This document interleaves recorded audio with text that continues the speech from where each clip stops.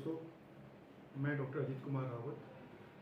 दोस्तों, आज की वीडियो में हम जानेंगे कि पित्त की थैली में पथरी होना और पित्त की नली में पथरी होना क्या होता है।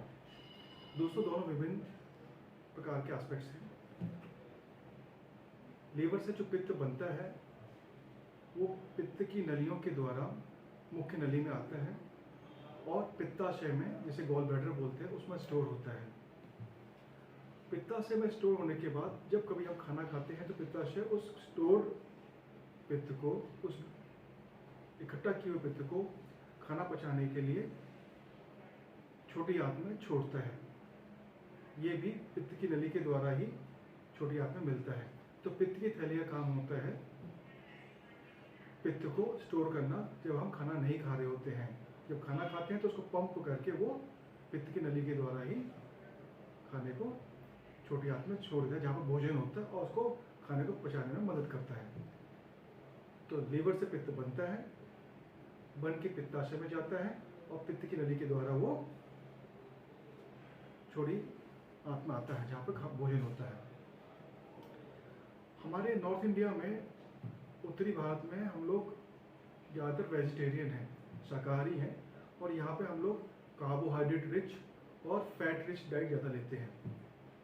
तो ये जो भोजन है और ये भोजन का जो प्रकार है जिसमें कार्बोहाइड्रेट और फैट ज़्यादा होते हैं, ये पित्त ज़्यादा गाढ़ा करने में मदद करता है और वो गाढ़ा पित्त जो है धीरे धीरे पथरी बनाता है।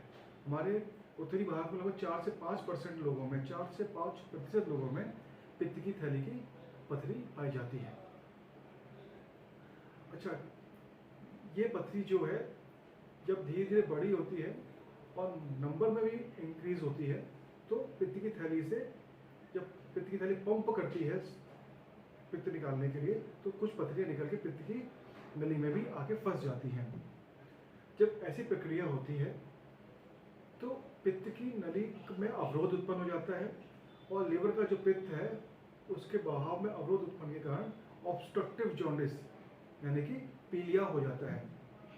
तो ऐसे मरीज जिनमें कि पित्त की थैली में पथरी है, पथरी जो कि पित्ताशय से पित्त की नली में मूव कर गई है और जो पित्त के बहाव को अवरोध करती है, तो ऐसे पेशेंट्स में, ऐसे मरीजों में दर्द होता है, पीलिया होता है, और अगर रुके हुए पित्त में इन्फेक्शन हो जाए तो बुखार भी आता है, जोड़ी देके बुखार आता है। तो दोस्तों, अब इन मरीजों के लिए क्या किया जाए।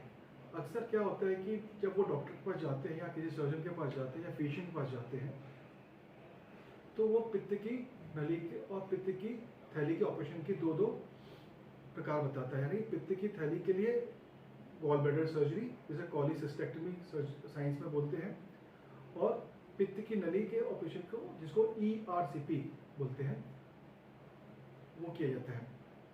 तो जब किसी पेशेंट को पित्ताशय में पथरी हो और पित्त की नली में पथरी हो, अमूमन 2 स्टेज में सर्जरी की जाती थी अब तक। यानी पित्ताशय के लिए गॉल ब्लैडर सर्जरी, जिसे दूरबीन विधि द्वारा या ओपन करके हम लोग पित्ताशय का ऑपरेशन करते हैं और पित्ताशय पथरी के साथ बाहर निकाल देते हैं। और दूसरा होता है दूरबीन विधि, जिसे ERCP बोलते हैं हम लोग। वो मुंह के जरिए ट्यूब जाती है जिसमें आगे लेंस और लाइट लगी सोर्स लगा होता है, और वो पित्त की नली में घुसकर पित्त की नली में फंसे हुए कण को, पथरी को निकालती है। इसको ERCP बोलते हैं।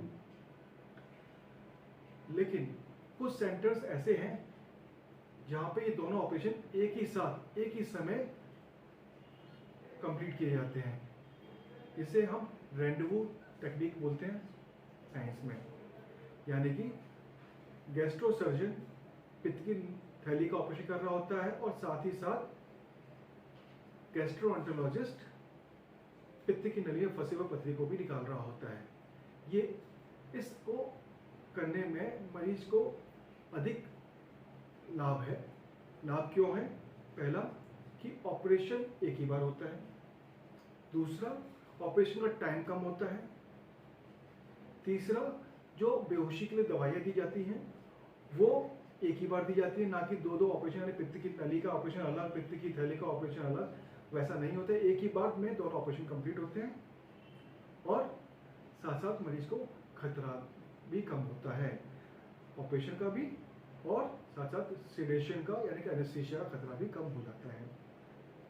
तो ये सब महत्वपूर्ण चीज़ें हैं, बातें हैं जो कि गौर करनी चाहिए जब किसी मरीज को पित्ताशय और पित्त की नली में पथरी की शिकायत हो, तो उसको एक ऐसा सेंटर में ऑपरेशन कराना चाहिए जहाँ पे कि इन दोनों चीज़ों को एक साथ डील किया जाए, और इसको हम रैंडोवो टेक्निक बोलते हैं, जिसमें कि गैस्ट्रोएंटरोलॉजिस्ट और गैस्ट्रो सर्जन दोनों मिलकर साथ काम करते हैं और 1 घंटे में दोनों चीज़ें कंप्लीट हो जाती हैं और मरीज बहुत जल्दी ही स्वास्थ्य लाभ प्राप्त कर लेता है।